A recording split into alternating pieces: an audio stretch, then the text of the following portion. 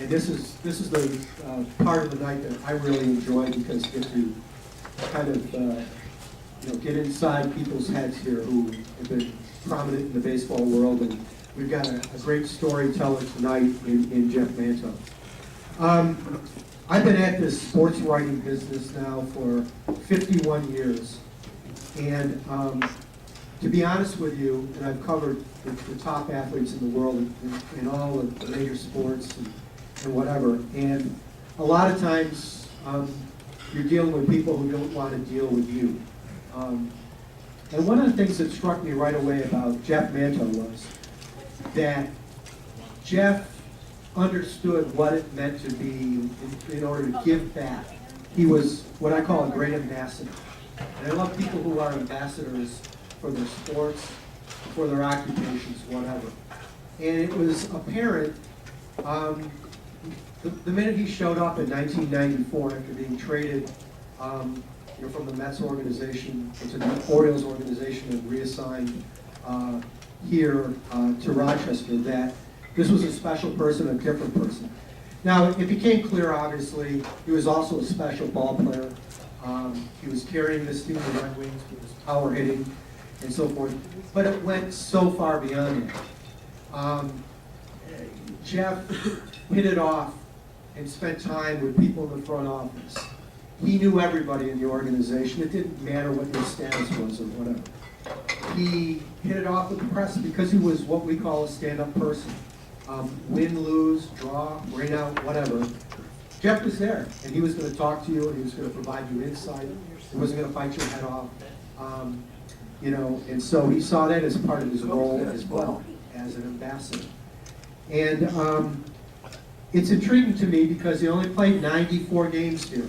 That's his career total with the Rochester Red Wings. He didn't play a full season here. It was 4 months he was here in Rochester.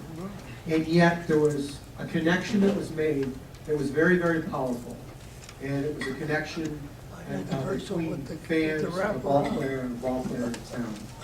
And it continues to this day. I think his fondness for Rochester, New York, for the Rochester Red Wings, for the sport of baseball, and so forth. So, without further ado, and I'll get into all his 9 halls of fame and all his achievements and so forth, but without further ado, please join me in welcoming Jeff Manto.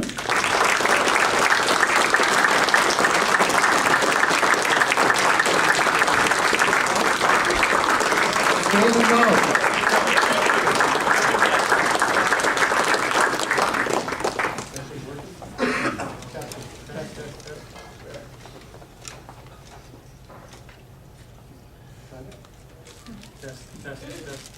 Test.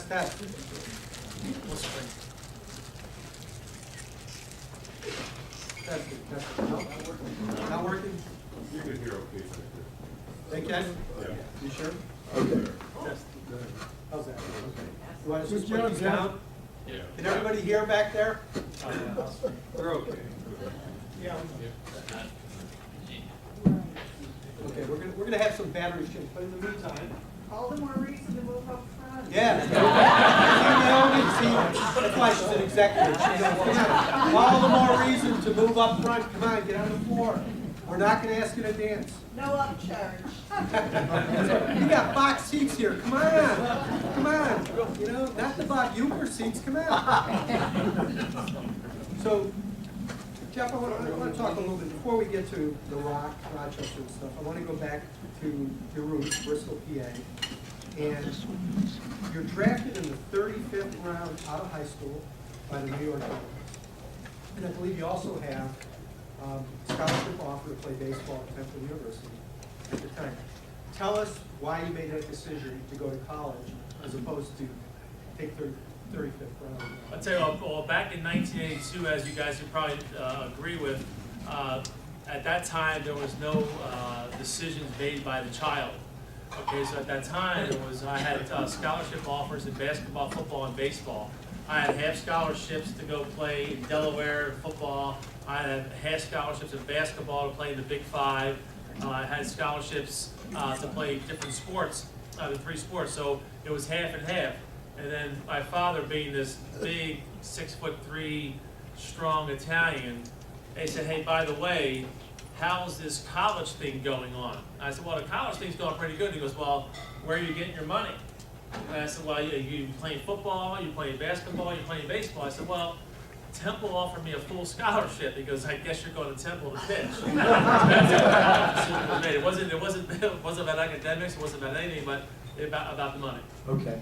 And do you remember what the money offer was from the Yankees? Full. Back in the day, you had a full scholarship. Okay. Yeah. Okay. All right.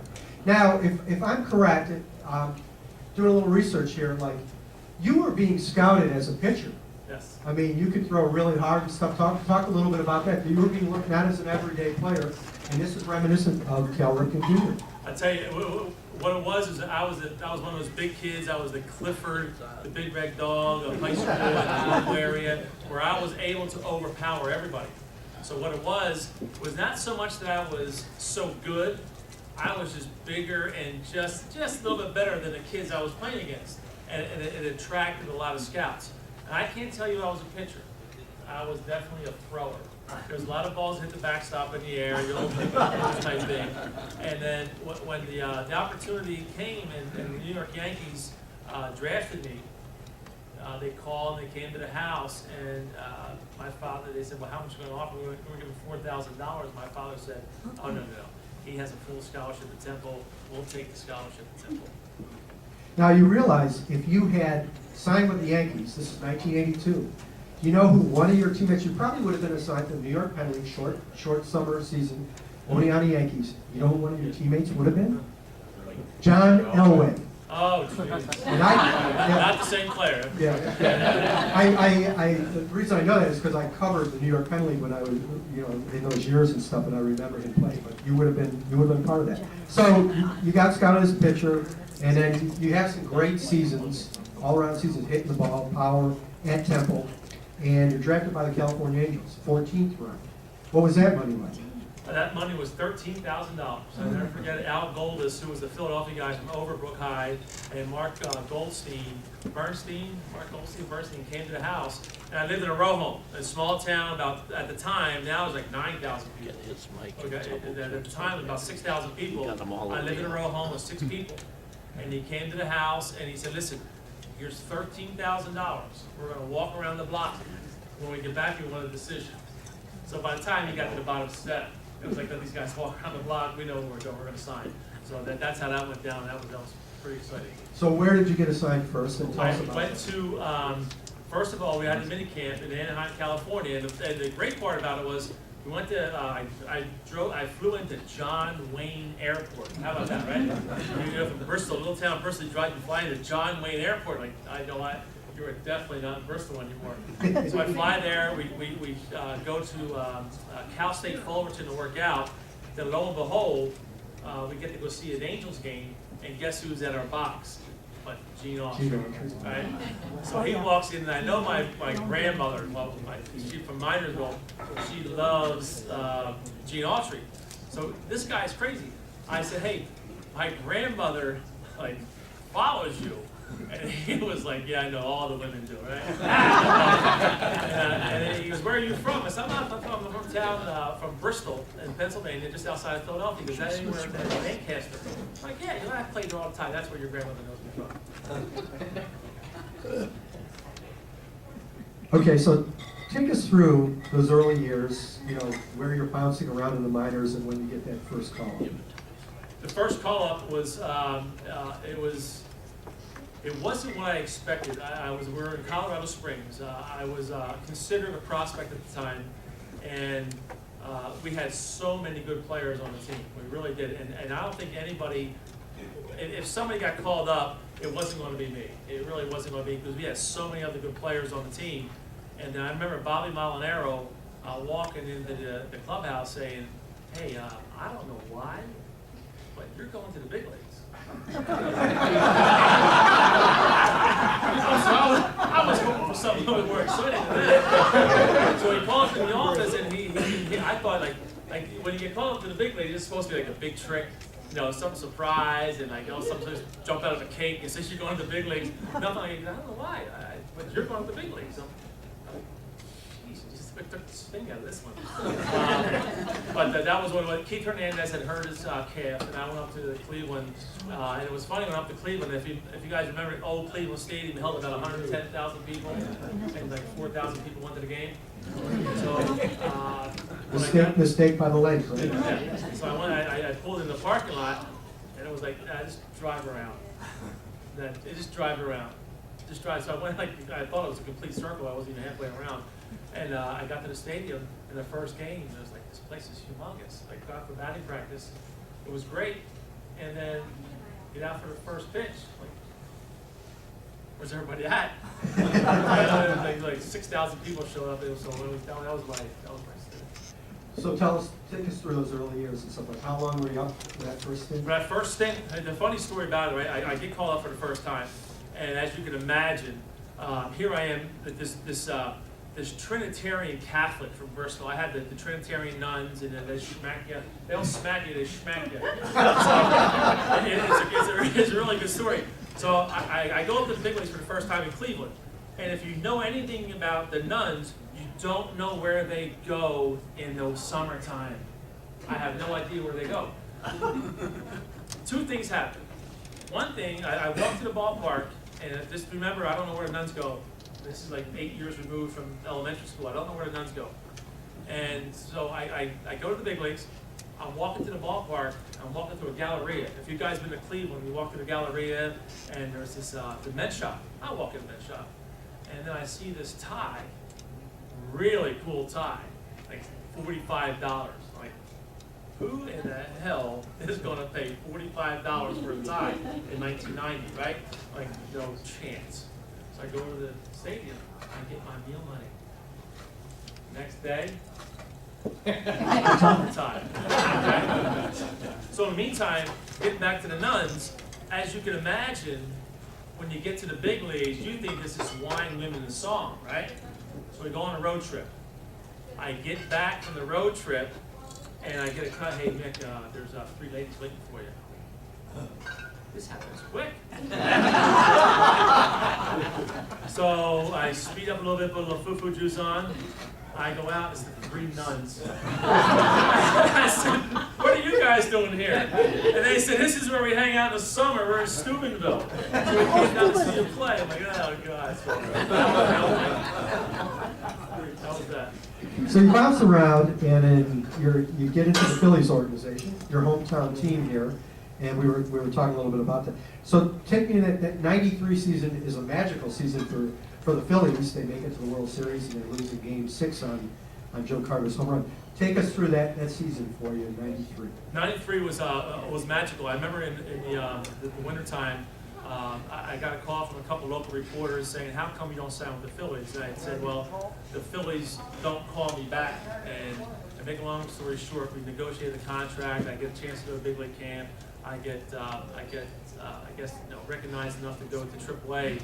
And the first time I get called up, it was for Dave Hollins, Orchard Park guy. He gets hurt, so I get called up to take his spot on the roster, not particularly to play third base, because Dave obviously was a tremendous third baseman. And so we start to win. We start winning and winning and winning. And you would think that I had left tickets every night, but the good part about playing at home is that all your friends have season tickets. So I didn't need any tickets. It was a great thing. But as it goes on, I'm up and down the big leagues and get to the World Series. And to be an alternate for the World Series team, it was a phenomenal experience, and something that one of the best decisions I made, because now I'm considered a Phillies alumni, and getting called back to the Phillies alumni events is something special. Now that team featured a lot of characters. John Kruk, Lenny Dykstra, Wild Thing. Talk a little bit about that. There was a bunch of characters on that ball club.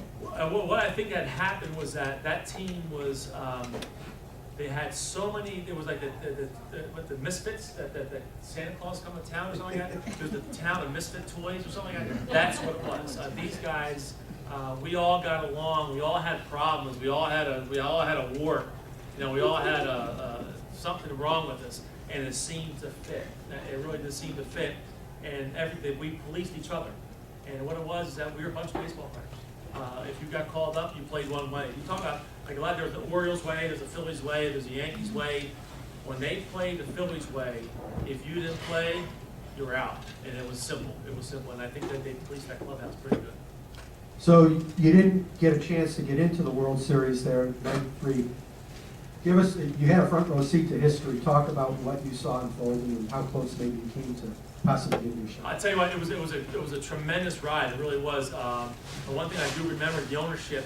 They had parties and they remembered people's names. The Giles family. It was just a tremendous ownership, and they were really cognizant on people, similar to Rochester. And it was a great run. And what had happened was that it was just so darn magical. It was just like it was just something that's indescribable. And where were you when Joe Carter hit the World Series winning home run in Game 6, bottom of the ninth against Wildfire? Well, we were sitting there. I had just left the American League to get to the Phillies, and the one thing we knew about Joe Carter was do not throw him a breaking ball with 2 strikes. And I'm sitting in the clubhouse, and because I was not in uniform, I'm sitting in the clubhouse, and before this happened, there's 2 strikes on him. And I know when I was with Cleveland, the scouting report was do not throw Joe Carter a breaking ball with 2 strikes. And sure enough, the one game I caught, I started in the big was in Toronto. And we had, and I think it was, I forget who the pitcher was, Charles Nagy. We had Joe Carter with a 1-2 count, and we said we're not going to break the ball. And we ended up striking him out, or he grounded out on a sinker from Nagy, and that was great. And I'm thinking to myself, okay, well, they're not going to throw a break the ball here. And I saw this thing curve, and as everybody else it came like this, I'm going, and I no.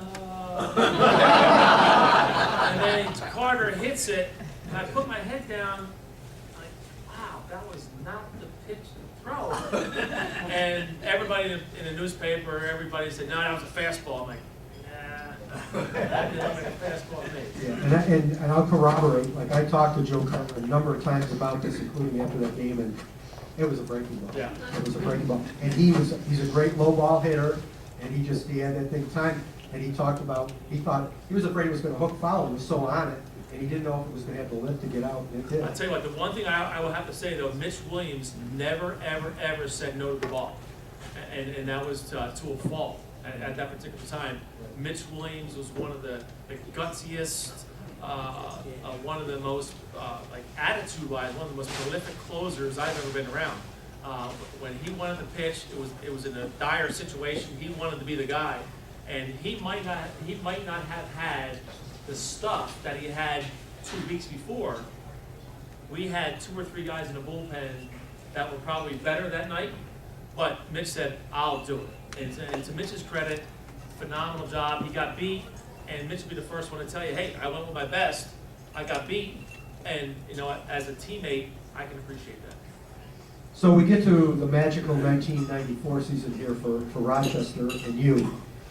But it starts out, you're in the Mets organization, and you go to spring training, and you have a great spring training, and there's an opening, and all the talk, even New York writers or whatever, are saying, you've made the team, and you're pretty much thinking that too, like I've made the team. And then the last minute, when they make those final cuts, you're not on the 25. Take us through that and how disappointing that was. It was extremely disappointing. As a player, when you get an opportunity to play, and I'd say Dallas Green was one of the few managers in spring training who really backed up what he said when he called me in his office in the beginning of spring training, because you have an opportunity to make this team. And he showed me that. He played me. I had 60, if I'm not mistaken, I had 65 plate appearances at least. Maybe not at bat, but I had 65 plate appearances, and I was extremely appreciative of that, and did have a pretty good spring training. But yet, as baseball, things happen in baseball, it wasn't to me. And I remember him calling me in the office, and he goes, hey, this is one of the worst decisions I had to make, but you have to go. And I said, Dallas, you know, I don't like this decision. Like the other ones you accept. You're like, okay, I get it. This guy's that, and I'm not a Ross. I said, Dallas, this one doesn't make sense. He goes, listen, let me tell you something. It doesn't make sense to me either, but that's just the way it goes. So you go to Norfolk, And so what's your mindset? I mean, you're 29 years old, you still got your career ahead of you, there's still some chances to keep going. So, but when you go there, like, what are you thinking? You're obviously devastated with this unexpected move by them. Right, I really was. As a matter of fact, I think I was, if anybody knows or anybody heard about Bobby Valentine, Bobby Valentine is a guy, whether you don't like him or you love him, there's no fine line. You don't like him or you love him. And Bobby Valentine, I really like this guy because he was straightforward. He told me the truth. I remember him calling me in the office and going, listen, all I want you to do, I want you to play hard, keep your mouth shut, and I will get you out of here. And that's what I did. Okay, I kept my mouth shut, I played hard, and then he called me in that day, because it was the first time in my career that I was not a prospect. It was the first time where I had to sit. I was actually a bench player until there was a particular player that was had rehab to do, and I wasn't the guy to play third base. And Bobby called me in and he goes, hey, listen, I have an opportunity for you. I got you traded to Baltimore. And then he said, you're going to go, I said, am I going to Baltimore? He goes, no, you're going to Rochester. I said, oh, okay, well, why can't I go to Baltimore?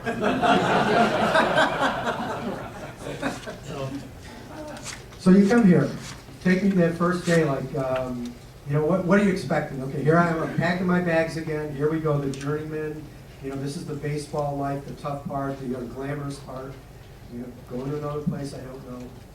Take me through like that when you show up here in Rochester and join the Wings. When I first get here, as I'm driving, I think to myself, you know what? I cannot believe I'm going to the Rock. Okay, that's what the players call Rochester. They call it the Rock. As a player, you are always evaluating each city so you know where you're going to go as a free agent. Okay, and as myself in the International League for 2 years, I think it was 2 years before I got here, I went from the hotel to the ballpark, Silver Stadium, hotel to the ballpark. And on the way to the ballpark on the bus was what you saw, okay? And so I think that part of, we talked about it with Naomi earlier today, there was a national situation going on, and it was like, I'm going to the Rock? This is not going to be cool at all, okay? And then once I got here, and I'm going to forget names, and I apologize. I really do apologize. And from my heart, I apologize if I don't remember. John Philippone, okay? I remember this guy in Altabelli. Listen, man, you're fine. You're fine. And Mace in the front office, you're fine. Just hang out. John Philippone, and we just had our daughter 30 years ago, okay? Just had our daughter. Philippone said, listen, my daughter's taking care of your apartment. This is hooked up, this is hooked up, this is hooked up. I'm like, wait, that doesn't happen anywhere. And Philippone said, it's hooked up, you go play.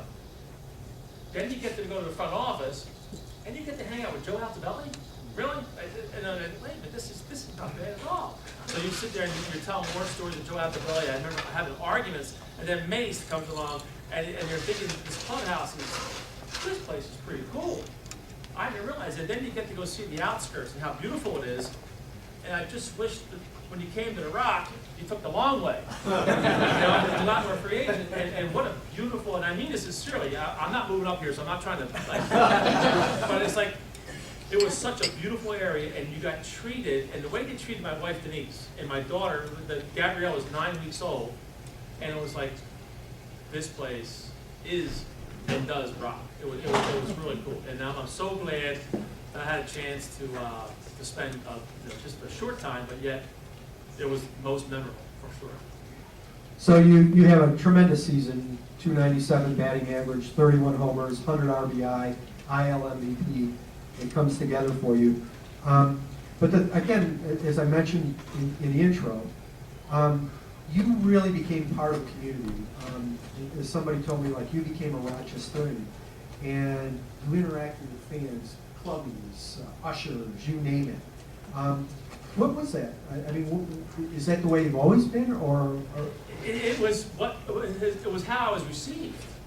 It was a two-way street. Like the people received me first, and you talk about the people when I first walked here. The names I just mentioned, like why would I not return that? How much, what does it take? And then how the people treated my wife and my daughter at the time, like, to spend 10 minutes with somebody, that's too much? And it was just, it was way too easy. Rochester made it way too easy to be what I was here. It was too easy. And I mean, the people were great, the front office was great, the fans were great, the teammates were great, the organization was great. I wish I had something to complain about, because baseball players love to complain, but there was nothing, there was zero to complain about. Now, you would do it, and again, this is not normal. You would sign autographs after games. This really doesn't happen. I mean, for a long periods of time. And there was a time when, after a particular game, you went and you spent almost a half hour with a blind fan just talking to him. Tell us about that, what you remember from that. It was just like, why not? Like, who am I to, like, not spend time with that person? Like, I don't know, like, where do I have to go? I can't be better than that. If I'm better than that, I got a problem. You know, this is a person too, you know, and it was like, that was easy. That was too easy. I think, you know, it was, you know, I just tried to respect everybody, because again, I treated my family great, and it was just, it wasn't a return, it was just, Rochester made me be who I was. We talked, Richard mentioned earlier about stadium stock. And so that winter, after the season and so forth, February, almost 29 years ago, and you and your dad get in your car, go through blizzards and stuff, through the Poconos, whatever. All uphill. All uphill. Not barefoot though, right? And you didn't walk. But, you know, you did that to come here again. What prompted you to do that? Because you were only here 4 months. You only were here for 94 games. You know, in the middle of winter, this is not a garden place, you know, like, I mean, so you were here. It must have meant something. I mean, that impact that this community made on you to come and do something like that. It really did. And what it was that, again, you don't understand what you people are. You people are genuine. You're welcoming. The whole community, again, I'm not trying to be mushy, I'm not trying to be a nice guy, I'm not trying to make sure my tires aren't flat when I leave. The people, and I mean this sincerely, it was easy. It was easy to do. Like, I remember getting a call from Mace and Al telling me, like, this is easy to do. There's no hardship at all. Let me change my schedule if I can. I will do that, because, again, you don't understand. You really don't. And I don't know if you've ever been told this. You guys are really, really nice. Okay, you're really welcoming.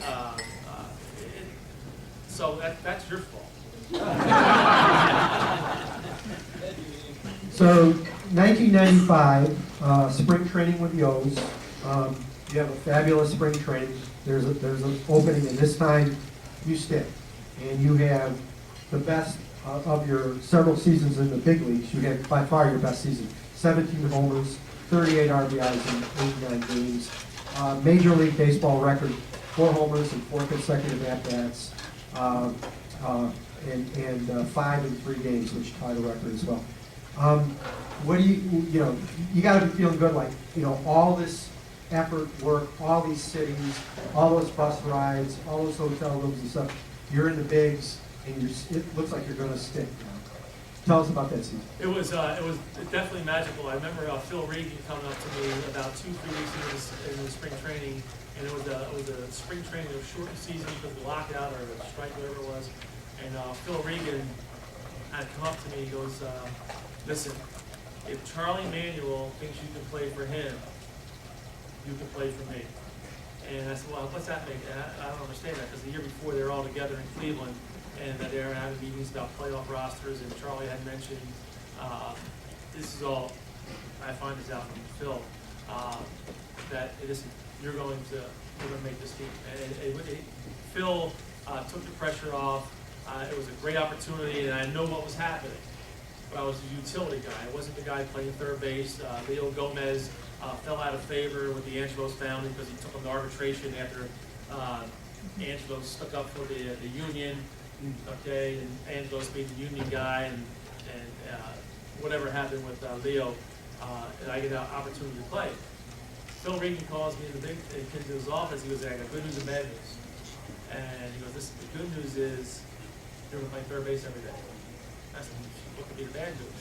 He goes, "Oh, it's like you got David Cohn." And I know that's not good. So, and things worked out pretty good. So you also, that year is the year that Cal Ripken breaks Lou Gehrig's record of 2,130 consecutive games. You got a front row seat to history. Talk about that. That night was just special, and it was so needed by baseball after the strike and everything. I agree. One thing about, if anybody, I'm sure a lot of people you know have met Cal, this guy is a class act. This guy is an unbelievable person. He's a teammate first and foremost. He's an intelligent, great baseball man, and he treated us like gold. He treated teammates like gold, and he treated me like as if like he needed me. You know, like, this is Cal Ripken giving me compliments. Like, this just shouldn't happen. And the magical moment, that moment, seeing like the president's people come in and everybody coming in, all the security, the dogs, and the sharpshooters, and it was the first time that baseball, like, I didn't think anybody could stop baseball, but that night Cal stopped baseball, and it was extremely special to be a part of. And you know what? It couldn't happen to a nicer guy. You know, there's a lot of guys in baseball where the media portrays as he's a bad guy. This guy is an absolute ace, and I think there were so many people happy for him because he treated so many people good. He was reluctant to take that victory lap.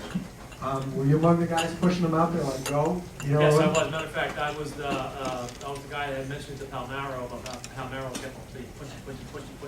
So I let him have it. So did you know, Cal obviously has the same feelings that you have about the Rock.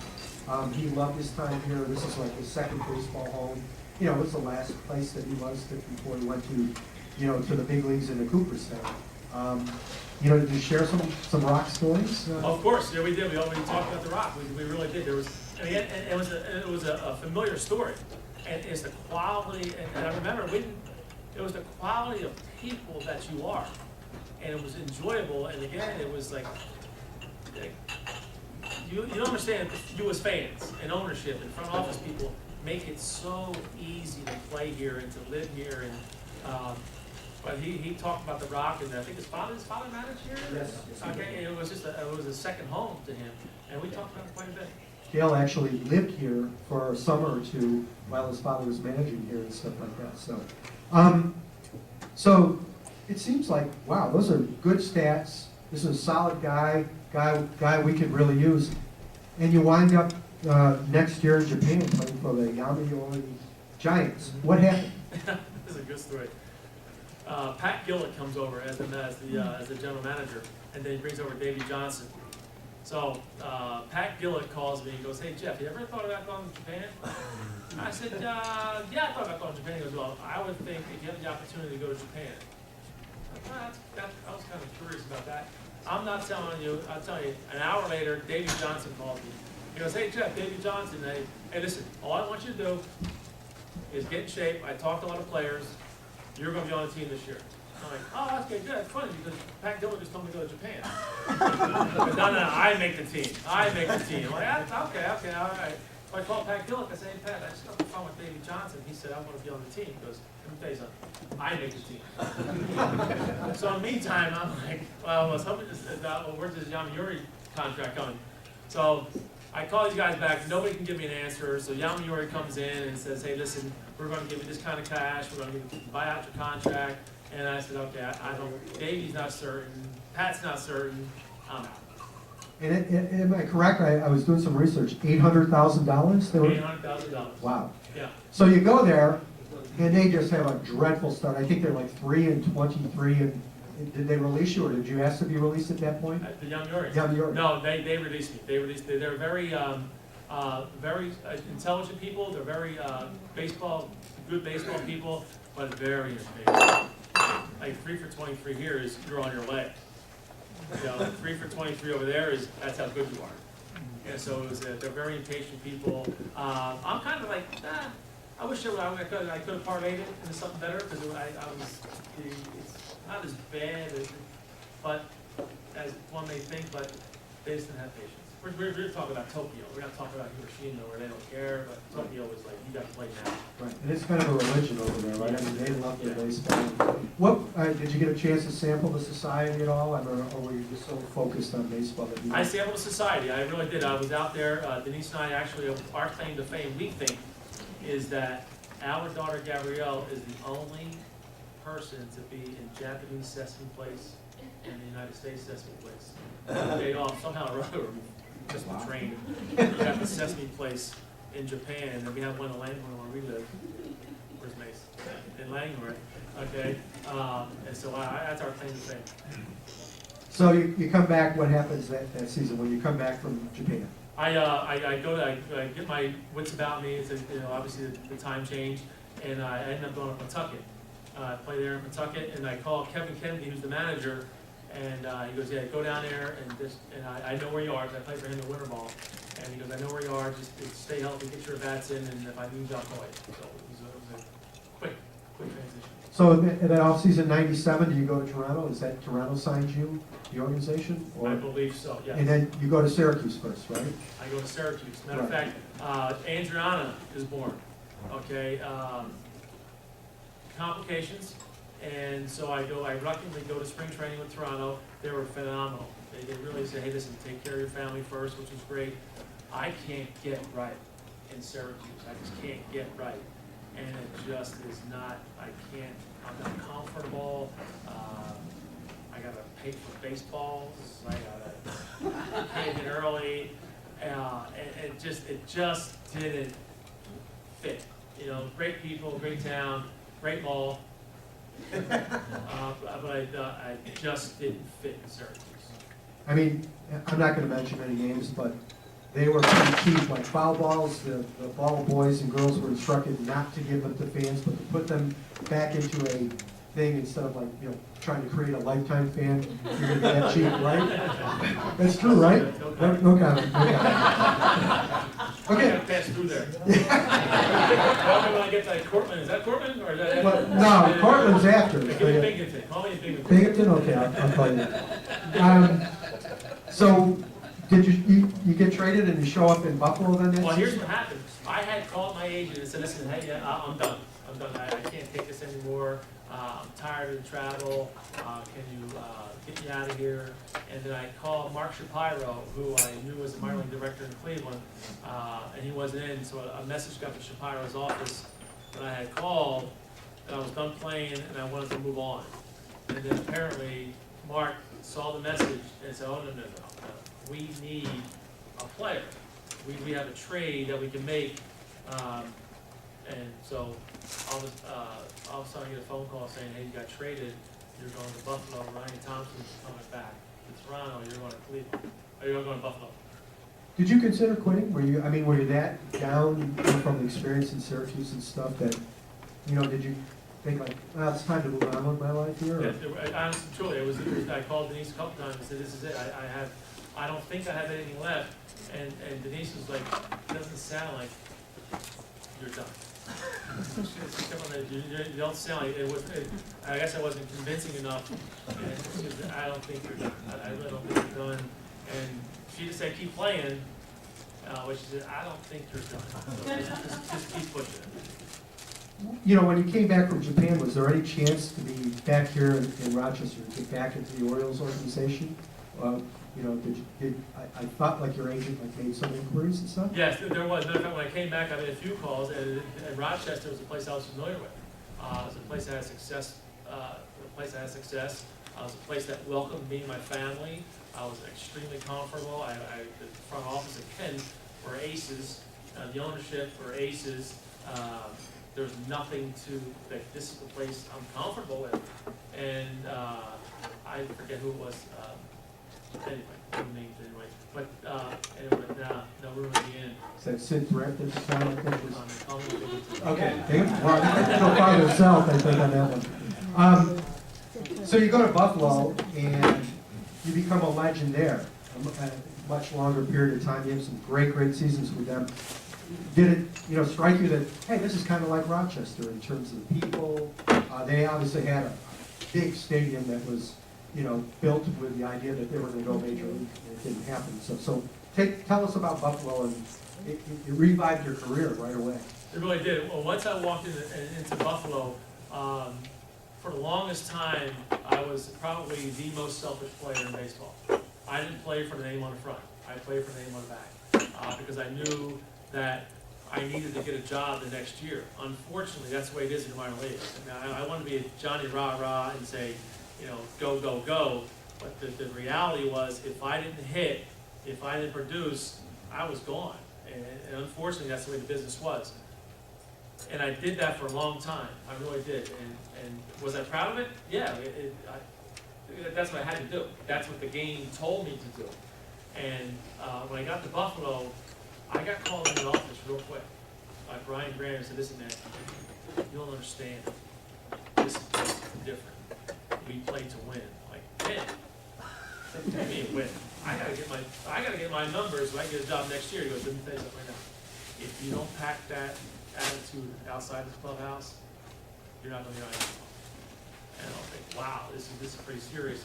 And it got to be, and it wasn't anything else but that's the way it was. And I was not used to that. And once I got there, I was like, wow, this place is different.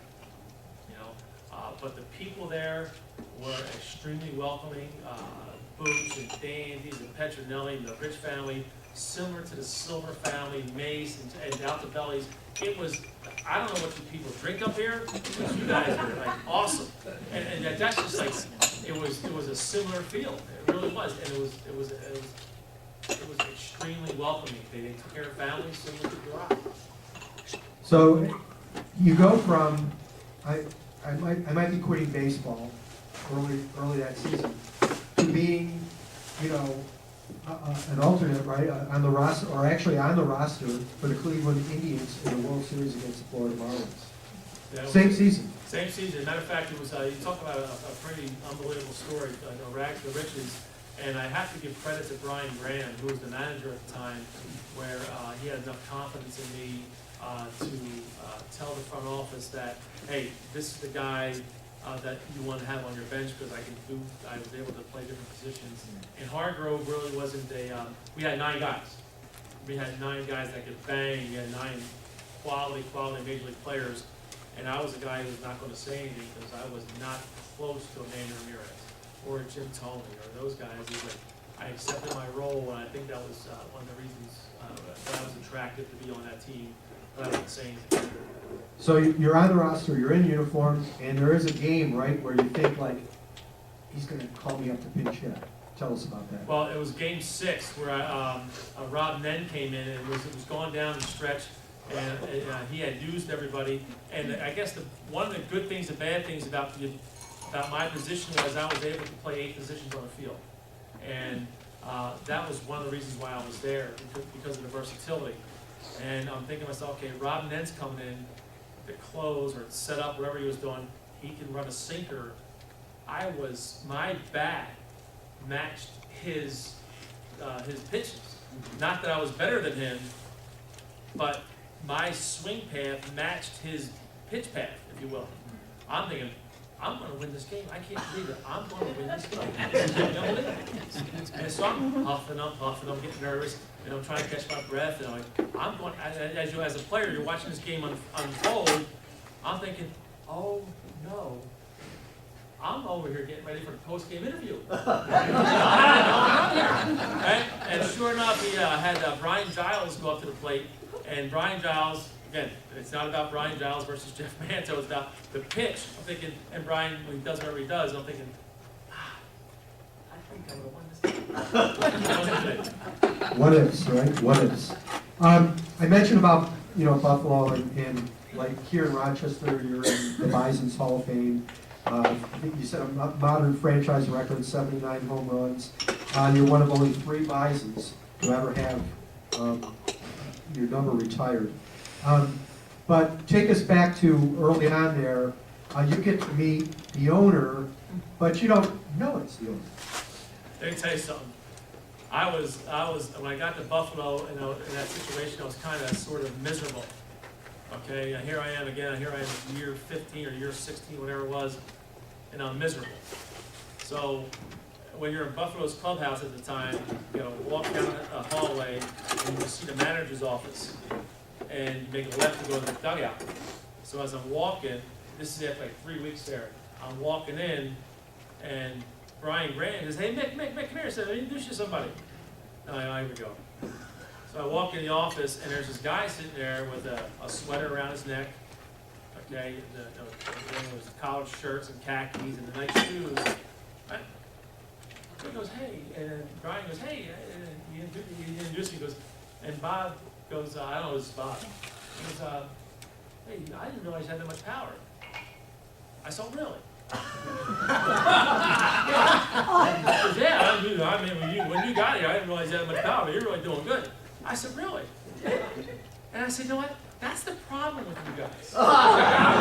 You sit up in the stands with your hands on your booties, and you don't evaluate us older guys, and that's the problem with the game, because of guys like you." And Brian Grant goes, "Mick, no, you don't understand. You don't understand.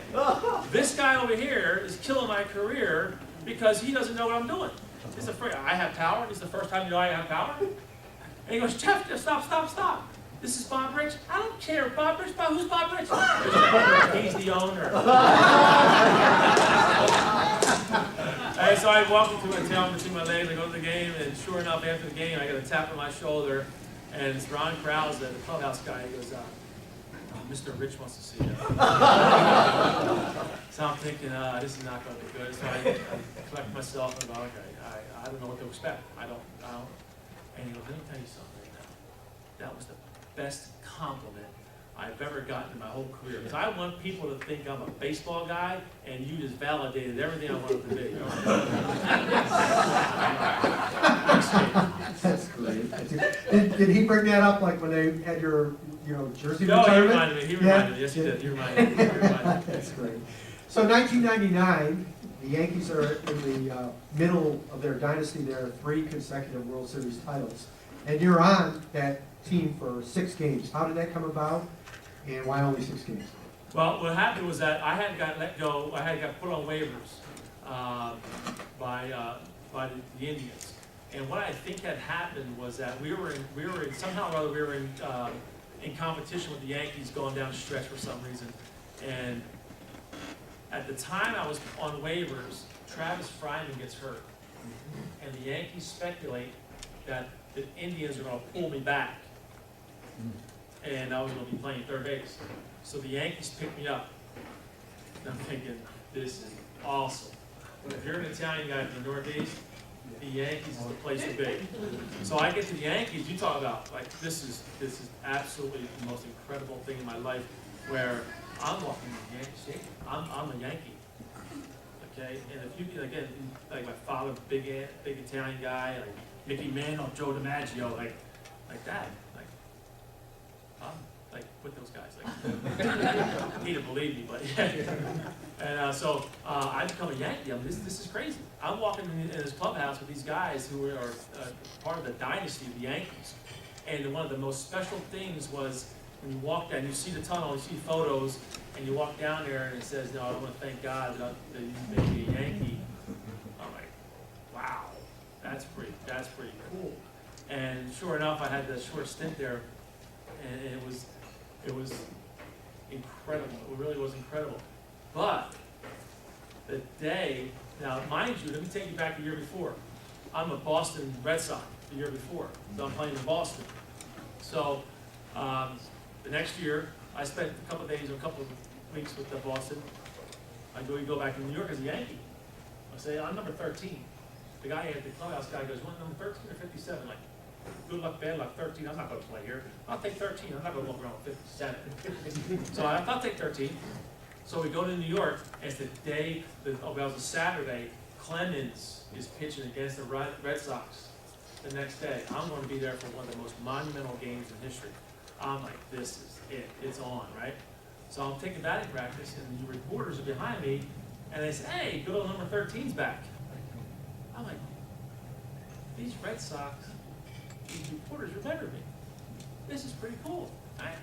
So they said it once, they said it twice, oh, number 13's back. I'm like, all right, good.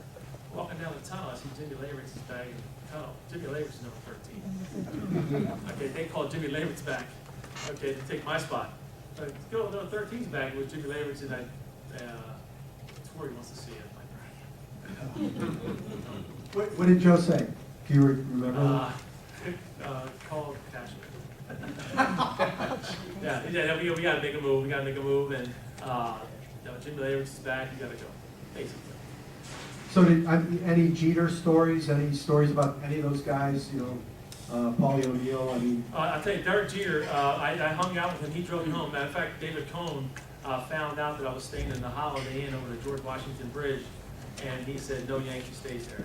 You're gonna stay at my place in the Queens, or, what's the place called? What's the nice place called?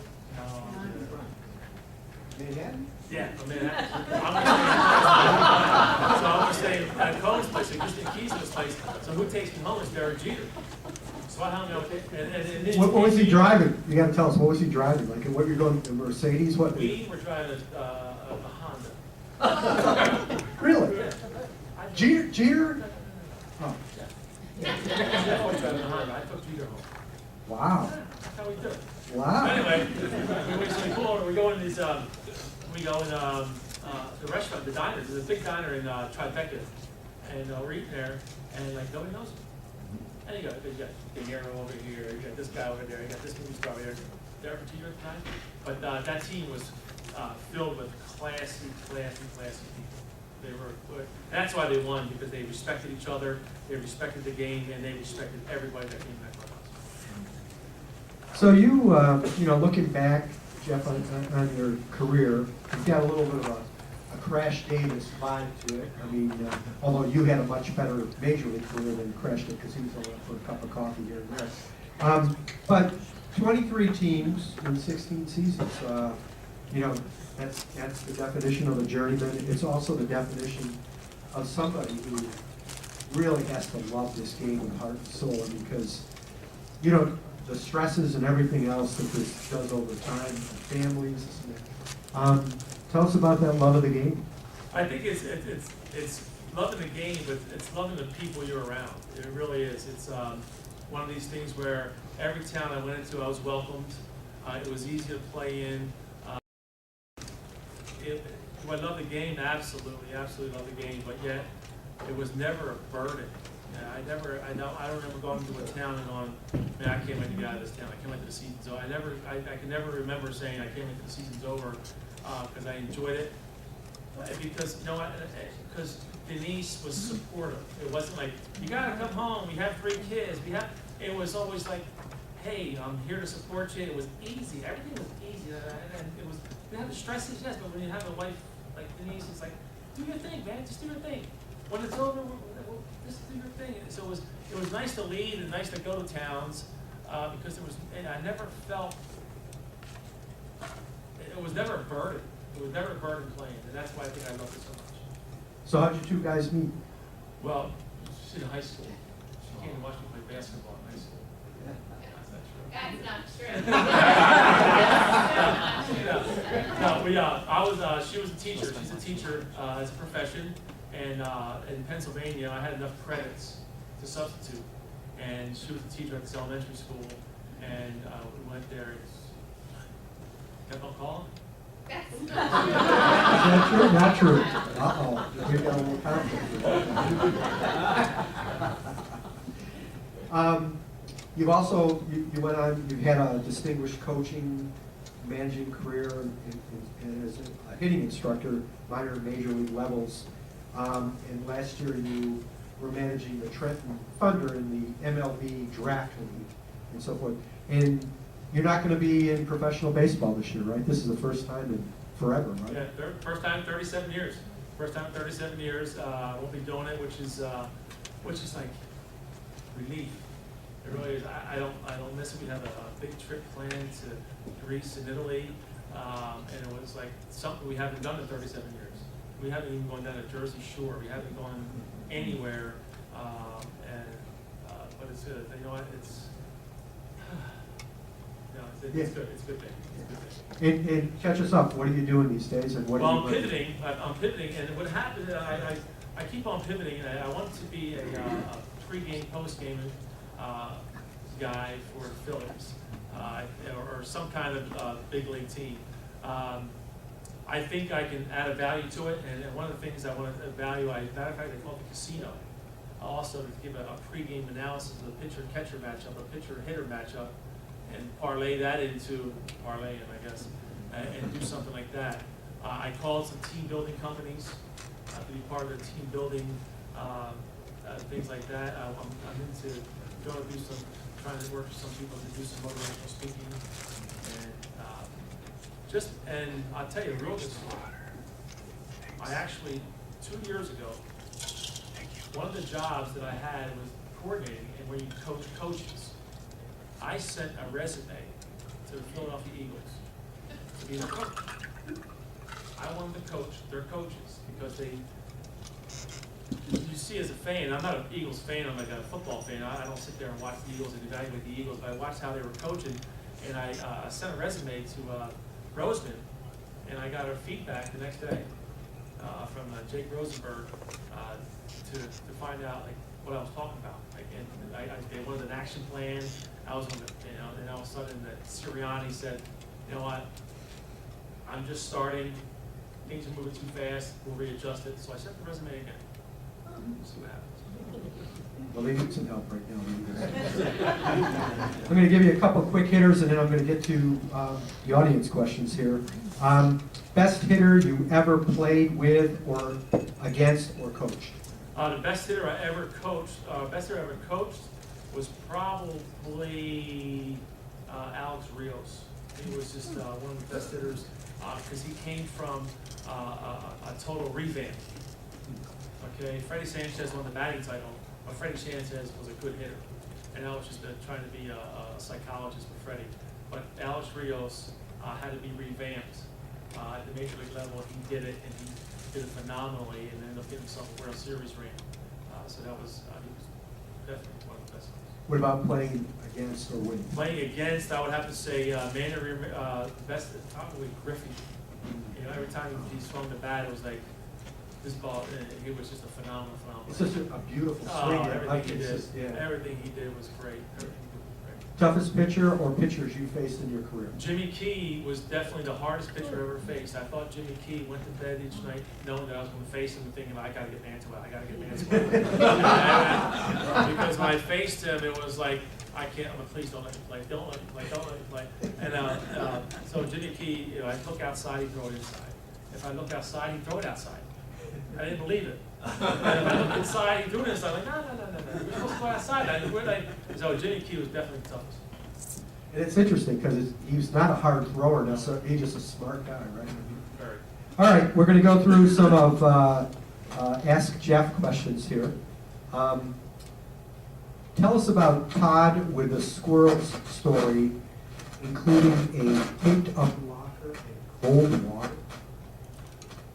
I have no idea. When I first walked off the field, and I was with the Phillies coaching staff in Lakewood, New Jersey. Okay, now mind you, I just walked off a major league field, so where you get spoiled, everything's nice, the towels are thick, the towels are warm, the hot water all the time, the buses are warm, air conditioned in August, and I'm walking. I'm a coach. I'm hitting coach with Greg Legg and Rod Nichols, and manager and pitching coach, and they're going to go. We're opening up in Kannapolis. Okay, 9-hour bus ride from Lakewood. You're going to love this guy. Todd Parnell is the best. He's the best GM ever. This guy's going to take care of us. I'm like, all right, my first minor league trip. At least we're going to be taken care of. Okay? We get to Kannapolis. No hot water. No towels. The lockers aren't ready. So now I lose my way. Okay, who's this Todd guy? Who's Parnell? I want to know who Todd. Where's Todd? Get Todd down here. And Todd Parnell. If anybody knows Todd Parnell, he puts a flame out better than anybody. He came down here. He had a couple coolers. He had a couple pieces of food. And so Todd didn't get that. So we did the pitcher you hated to face. How about the pitcher you loved to face? David Wells. Really? Yeah, he actually cursed me. Yeah? Yeah, I hit him pretty good. I hit one upper deck twice off of him. Really? When Detroit, he rolled a curveball in. I went left center field and down. Actually went down the tunnel in left center field. And a teammate of his, who I was friends with, number 34, Mark Smith, he came to the dugout cursing and MFing everybody. Who's this guy? Who's this guy? And Mark Smith's going, you don't throw him curveballs. No, David Wells, I enjoyed it. No. So could you hear him cursing as you went around the bases? Is he? No, is he- he's not shy. He's not shy. Okay.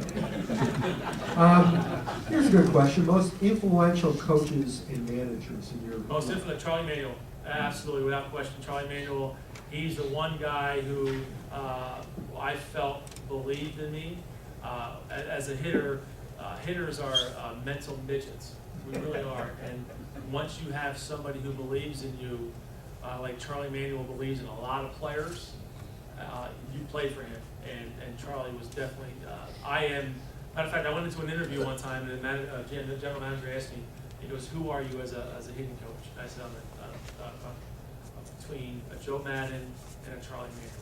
They're both just a perfect match. How much of it is psychological? All of it. All of it. Matter of fact, even when we went down the stretch with Freddie Sanchez winning the batting title, it was not me being a good hitting coach. It was me being a good psychologist. I always say good coaches lie. What do you miss most about playing? I missed the clubhouse. I missed the clubhouse. I missed the, matter of fact, in my family, in our house, we'll say, that was baseball funny. That was baseball funny. Somebody will say something, that was baseball funny. I miss those things, those types of things. But I don't miss the travel. I just miss the people. Closest Rochester Red Wings teams. Who are you close to? Who am I close to? I still talk to Mark Smith. I see him on Facebook all the time. His son's doing really well. I see that. I was in communication with Tracy Whitson when he was the coach of Richmond, sending him players. Favorite 1994 memory? At the Rock? Yeah, I assume it's at the Rock. I'll tell you what. I think, my goodness gracious. I think going into Ottawa, we had a big series against Ottawa.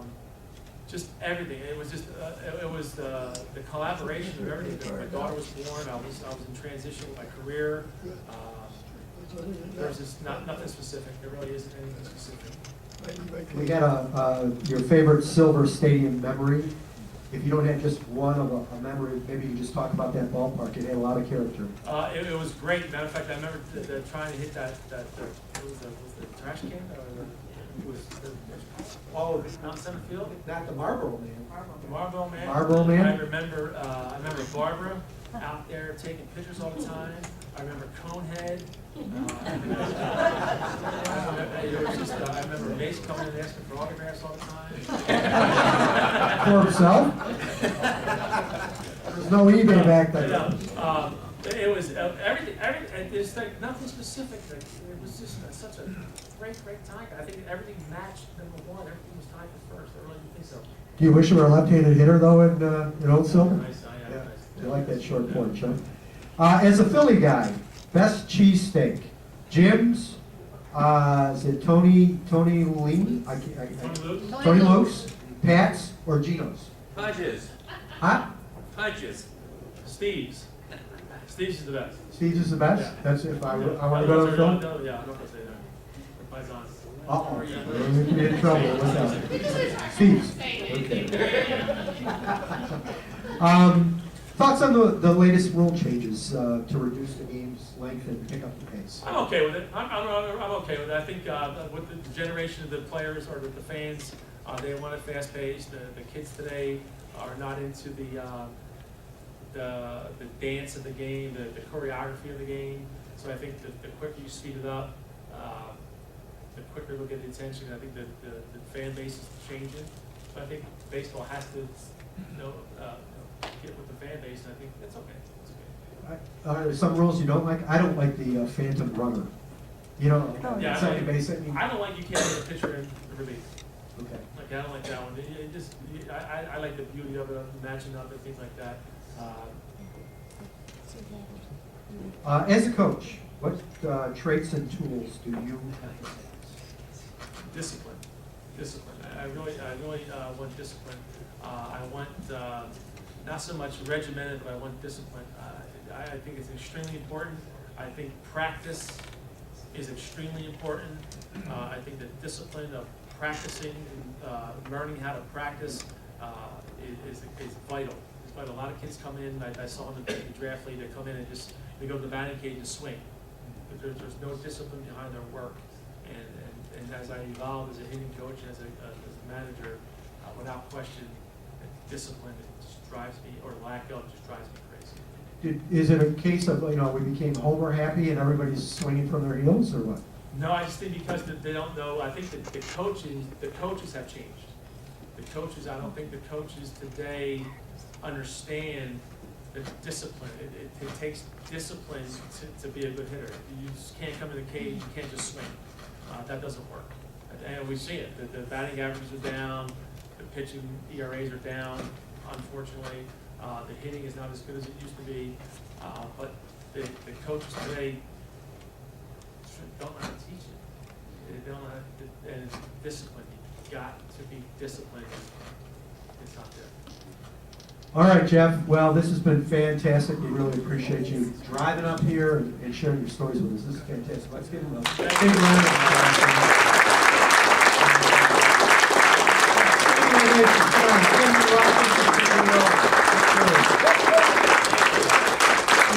applause.